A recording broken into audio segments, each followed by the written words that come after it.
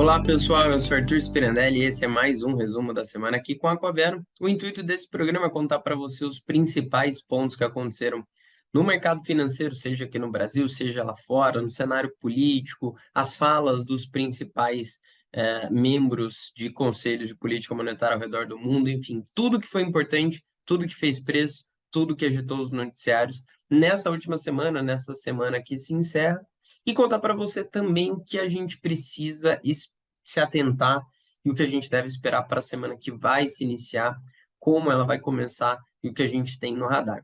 A gente vai comentar sobre essa última semana útil do mês de setembro, essa semana que marcou o final do terceiro mês do segundo semestre, a gente já caminhando aqui para o último trimestre do ano agora. E nessa última semana a gente teve uma semana bastante ruim aqui para o nosso Brasil, bastante dura, principalmente em relação às falas de membros importantes. A gente vai comentar sobre tudo isso. E com isso, o nosso índice Bovespa, o nosso principal índice de ações aqui da Bolsa Brasileira, ele recuou 1,5% e a gente voltou ali para a casa dos 110.036 pontos, quase perdemos ali a casa dos 110 mil pontos. Ainda assim, no ano de 2022, a nossa bolsa ainda sobe 5%, mas a gente devolveu grande parte dos ganhos nesses últimos meses, com tudo que vem agitando o mercado por aqui, e a gente vai falar com mais detalhes sobre isso. Olhando para a moeda, o dólar ganhou tração nessa última semana, não só frente ao real, mas como frente a quase todas as moedas do mundo afora, mas aqui frente ao nosso real, o dólar subiu 3% e já avançou para casa dos R$ 5,42 lá na sexta-feira. Com isso, no ano, o dólar cai agora 2,9%, ou seja, começa a se aproximar de um 0 a 0. Voltando nesses dois números, o Ibovespa esteve na casa dos 130 mil pontos, voltou lá para casa dos 98, a gente perdeu aquela barreira dos 100 mil, e a gente caminhou de novo agora para os 110 mil pontos. Olhando para o dólar, a gente sai daquela casa de 5,70, volta para um valor ali de 4,70 no melhor momento, e o dólar volta a disparar e fica nessa casa de 5,40 agora. Olhando para a curva de juros, para a gente completar esse tripé, a gente teve uma curva de juros encerrando essa última semana em alta, essa semana que foi marcada por perspectivas de condições monetárias ainda mais apertadas nas economias avançadas, devido a indicadores inflacionários acima do esperado lá nos Estados Unidos. Teremos pontos sobre isso também, e na zona do euro. O movimento de alta ganhou tração com o programa de compra de títulos públicos do Banco da Inglaterra, do BOE, e nós também falaremos disso, então a gente conseguiu fazer uma boa introdução aqui sobre tudo que será comentado aqui para frente. E por fim, nos Estados Unidos, as bolsas seguem preocupando. Nessa última semana, a gente teve mais quedas por lá. O S&P 500, que é um dos principais índices de ações dos Estados Unidos e do mundo como um todo, cai aproximadamente 25% no ano, e o Nasdaq já cai 32% aproximadamente neste ano. E para a gente começar a nossa volta ao mundo nessa última semana, quando a gente pensa aqui numa forma de resumir essa última semana, a gente pode dizer que após essas últimas decisões de política monetária que a gente viveu na semana anterior, e a gente comentou bastante disso no último vídeo, onde a gente teve decisões de política monetária nos Estados Unidos, aqui no Brasil, em países da Europa, em alguns países como a Austrália, por aí vai, nós tivemos um aumento em relação aos temores de uma recessão global e, consequentemente, o sentimento de aversão a risco nos mercados aumentou. Os principais índices globais de ações voltaram a cair fortemente, enquanto o dólar voltou a ganhar força frente a praticamente todas as moedas no mundo, como a gente comentou. Olhando lá para os Estados Unidos, nessa semana a gente teve um componente adicional aqui para trazer preocupação para os mercados. A gente teve o deflator PCE ou PCI, que é um indicador de inflação preferido pelo Fed, que é o Banco Central dos Estados Unidos, ou seja, é um indicador que ele usa como referência para tomar suas decisões sobre política monetária. E esse indicador acelerou em agosto, subindo 4,9% na comparação anual, acima da expectativa do mercado. O núcleo do indicador exclui a volatilidade de preços de alimento e energia e trouxe esse número que eu trouxe agora para vocês. Já sobre o indicador cheio, adicionando esses componentes, a gente teve uma aceleração mensal de 0,3% em relação ao mês anterior. Também por lá, nós tivemos um outro dado de confiança do consumidor no país, que subiu pelo segundo mês consecutivo, e esse índice geral aumentou de 103,6 em agosto para 108 em setembro, o nível mais alto desde abril deste ano. Então, a gente traz dois dados aqui. Um de mais preocupação com a inflação, essa inflação mais persistente, mais dura por lá, porém, no lado do consumidor, uma confiança maior com o mercado neste momento, melhor patamar desde abril. O mercado também se atentou às falas dos membros do Federal Reserve, do Banco Central dos Estados Unidos, que tem um funcionamento um pouco diferente do nosso, funciona mais por distritos lá, e a gente tem presidentes de cada um desses distritos falando, sempre depois que a gente tem uma divulgação de decisão de política monetária. A gente teve a Mary Daly, que é do Fed de São Francisco, afirmando que não há escolha, abre aspas, a não ser desacelerar de modo dramático a economia, fecha aspas, para reverter o cenário atual. E o James Bullard, que é do Fed de St. Louis, ele engrossou o discurso ao dizer que os rápidos aumentos da taxa de juros nos Estados Unidos elevaram o risco de recessão. A gente teve outros membros falando também, todos eles nesse tom mais duro, mais hawkish, como a gente diz, mais de aperto monetário, e falando sobre essa necessidade de fato de não ter mais para onde fugir, para fazer esse aperto e controlar a inflação por lá, trazer ela para próximo da meta de novo. Olhando lá na zona do euro, no velho continente, a Alemanha anunciou que prepara um teto para o preço da eletricidade no país, o que também fortaleceu os temores fiscais para a maior economia da zona do euro.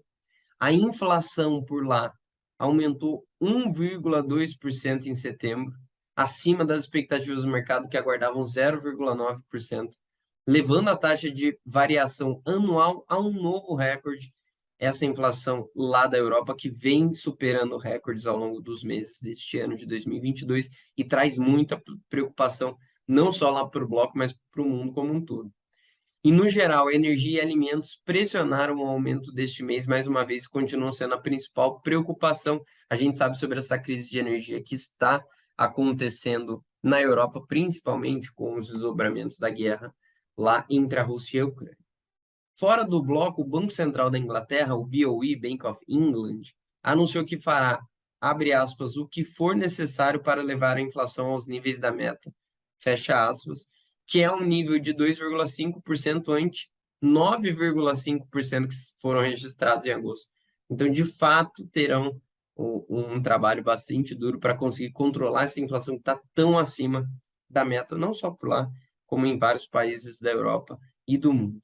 A fala se dá após o governo britânico ter, na última sexta-feira, anunciado um novo pacote de estímulos para a economia local, aumentando os temores fiscais para com a economia do país. E com isso, a libra esterlina, a moeda de lá, atingiu seu menor valor contra o dólar dos últimos 37 anos. Então, a gente está falando realmente de um momento muito duro para a Inglaterra. A gente acabou de viver por lá uma troca na primeira-ministra, né, que era o Boris Johnson, e a gente já começa, né, já parte com essa nova notícia de que a Inglaterra fará um programa de recompras, fará um programa de estímulos para a economia local, só que com isso aumenta os riscos para os riscos fiscais e os riscos econômicos lá no país. E para a gente finalizar nossa volta ao mundo, na China, o índice de gerentes de compras, o PMI, a gente sempre fala desse indicador, mas nesse caso o PMI industrial na China subiu de 49,4 em agosto para 50,1 em setembro. Esse resultado acima das expectativas de 49,8 que o mercado aguardava. A leitura acima de 50, como a gente sempre lembra a vocês, sugere expansão da atividade. Então, a gente volta a ter uma expansão da atividade lá no PMI industrial, agora nesse mês de setembro na China. Já o PMI de serviços recuou de 52,6 para 50,6 no período, porém ainda no território de expansão. Trazendo aqui para o Brasil, a ata da última reunião do Comitê de Política Monetária do Banco Central Brasileiro, o Copom, que definiu a última decisão aqui de taxa de juros, da taxa Selic, que foi mantida em 13,75% aqui no Brasil, essa ata que é divulgada depois com o conteúdo da reunião reforçou o tom duro, um tom mais hawkish, do comunicado que acompanhou a decisão de juros na semana passada, destacando uma série de condições para que a taxa de juros não volte a subir nos próximos meses, ou seja, não está nada definido em pedra ainda. A gente precisa aguardar os próximos indicadores, porém tudo indica que a gente vai ter essa manutenção dos juros por algum tempo antes da gente começar a derrubar os juros. Entre eles, essas condições necessárias estão a redução da inflação de serviços e a estabilização das projeções de inflação para 2024 em torno da meta de 3%, ou seja, não estamos nem falando mais de ano que vem. O mercado espera que a desinflação global em 2023 ajudará o Copom a trazer a inflação doméstica para a trajetória de metas até 2024, abrindo espaço para a queda de juros no segundo semestre do ano que vem. E falando em inflação, entre os indicadores, a gente teve a prévia da inflação oficial do país, medida pelo IPCA 15, que é uma inflação de meio de mês, da metade de um mês para a metade do outro mês, apresentando uma deflação de 0,37% na variação mensal, próximo do limite inferior das expectativas do mercado e registrando uma melhora na composição dessa inflação. A aceleração no índice com relação ao dado registrado em agosto, que tinha sido 0,73, foi catalisada por uma dissipação dos impactos da redução dos impostos federais e estaduais sobre os preços de combustíveis e energia elétrica, já não é mais uma novidade. Além disso, nós observamos também uma aceleração nos preços de vestuários, saúde e cuidados pessoais e tarifas aéreas também. Levando para o lado baixista do indicador, o segmento de alimentação no domicílio foi responsável por parte da surpresa no mês, com uma deflação de 0,47%. Nessa semana, a gente teve também a divulgação de alguns dados do mercado de trabalho em agosto aqui no Brasil, o CAGED e o PNAD, que indicaram a continuidade da tendência de melhora dos últimos meses, ainda que a um ritmo menor do que a gente vinha verificando por aqui. A taxa de desemprego do país recuou para 8,9% no trimestre imóvel encerrado em agosto, contra 9,1% lá em julho, e a retomada do emprego apresenta perfil disseminado entre setores e tipos de ocupação, que é um bom sinal. Voltando para juros e inflação, ao longo dos últimos dias, as taxas esperadas de juros apresentaram alta com o aumento da aversão a risco de ativos de mercados emergentes, como a gente já comentou. Nas taxas de curto prazo, foi observada uma manutenção da expectativa com a ausência de catalisadores que pudessem justificar uma troca de posições na semana que antecedia as eleições, e as taxas de juros reais apresentaram uma singela queda ao longo da semana, refletindo em redução na inflação esperada para os próximos anos. E, por fim, o mercado brasileiro voltou suas atenções para as eleições de 2022 e a disputa pela presidência da República será decidida em votação em segundo turno entre o ex-presidente Luiz Inácio Lula da Silva e o presidente Jair Bolsonaro, que acontecerá lá no dia 30 de outubro, no final deste mês. A gente grava este vídeo conforme essa decisão, né, a definição do segundo turno acaba de ser anunciada. A gente ainda não tinha a definição final aqui dos percentuais e o número de votos para cada um dos candidatos. E o que vem pela frente depois da gente fazer essa volta ao mundo? Nessa próxima semana, olhando para o cenário internacional, o destaque será a política monetária, ainda com discursos de dirigentes do Fed e dados de emprego de setembro, muito, muito importantes esses dados, que influenciam a tomada de decisão de juros. E aqui no Brasil, o destaque será a repercussão das eleições e possíveis sinalizações sobre a política econômica. O tema fiscal permanece o de maior atenção dos mercados, e entre os dados econômicos a gente vai ter vendas no varejo e produção industrial de agosto, que sempre são indicadores super importantes aqui para o nosso país. E você não precisa esperar o próximo domingo para você ficar por dentro sobre tudo que está acontecendo no Brasil, no mundo, no mercado financeiro, por aí vai. Todos os dias nós estamos em todas as redes sociais, no formato e no momento que você preferir, para que você fique por dentro de tudo e se mantenha atualizado. A gente está no Instagram e no Telegram o dia inteiro fazendo diversos posts aqui sobre atualizações, sobre conteúdos próprios, sobre análise e por aí vai.